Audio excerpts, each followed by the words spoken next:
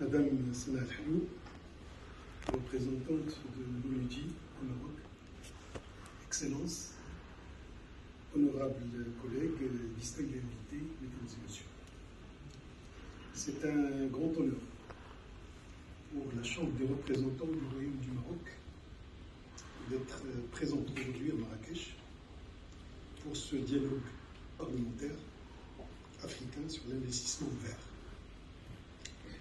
Au nom de son Excellence M. Rachid Talbi Alami, président de la Chambre des représentants, je tiens à vous souhaiter la bienvenue et à souligner notre engagement commun pour un avenir africain plus durable, solide et prospère. Notre continent est confronté à un double enjeu. Un, accélérer le développement économique et deux, agir face à l'urgence climatique. Dans ce contexte, la question du financement climatique et de l'investissement vert est essentielle et même stratégique pour transformer nos systèmes énergétiques et économiques. Excellences, honorables collègues, le Maroc, sous la vision éclairée de Sa Majesté le Roi Mohammed VI, que Dieu l'assiste, a fait son choix. A fait le choix d'investir de manière décisive dans ce cadre. Nous sommes convaincus que la transition énergétique est un moteur important pour la croissance et surtout pour la souveraineté et l'innovation. Des projets importants illustrent l'engagement constant du Maroc en faveur de la transition énergétique. Je peux citer le complexe solaire Nour Ouarzazate, le plus grand d'Afrique, qui montre la capacité de notre pays à mobiliser des investissements majeurs et à intégrer les énergies renouvelables dans son bouquet énergétique national. Le développement continu du secteur éolien, avec des parcs répartis pratiquement dans tout le royaume. Ces infrastructures de qualité placent le Maroc comme un acteur clé dans la région Méditerranée et renforce son attrait pour les investisseurs internationaux intéressés par des projets durables et rentables. De plus, la promotion des zones industrielles vertes favorise l'émergence d'un secteur industriel respectueux de l'environnement et compétitif au niveau mondial.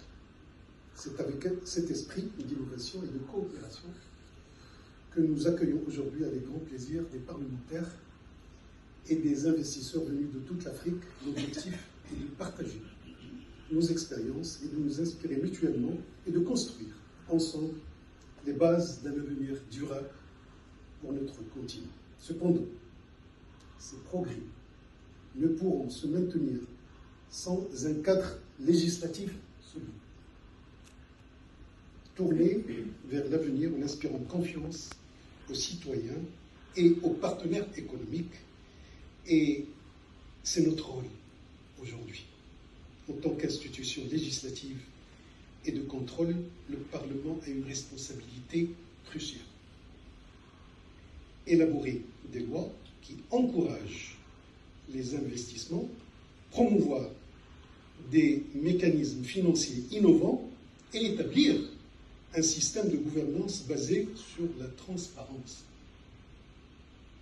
et la participation de toutes les parties concernées.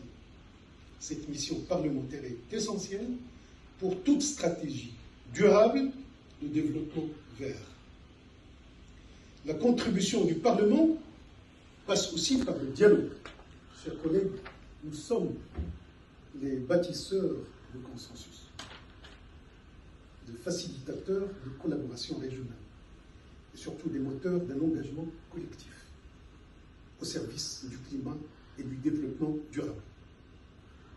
Par notre coopération aujourd'hui, nous envoyons un message clair en Afrique et au-delà, la voie de la transition écologique ne peut être tracé qu'ensemble dans la confiance et dans l'innovation. Excellences, honorables collègues, j'espère sincèrement que nos discussions dans la continuité de l'esprit de la COP22 et en accord avec les engagements climatiques internationaux de nos États aboutiront à des orientations pratiques et concrètes. Ces recommandations devront enrichir et harmoniser nos lois nationales tout en stimulant l'arrivée de fonds importants vers des initiatives vertes qui créent des opportunités et du bien-être pour nos populations. C'est un défi que nous devons relever ensemble pour répondre aux aspirations légitimes de nos citoyens à un développement juste et durable. Que Marrakech soit une fois de plus le lieu d'une coopération exemplaire et d'avancées concrètes pour un avenir africain, vert et inclusif. Et je vous remercie.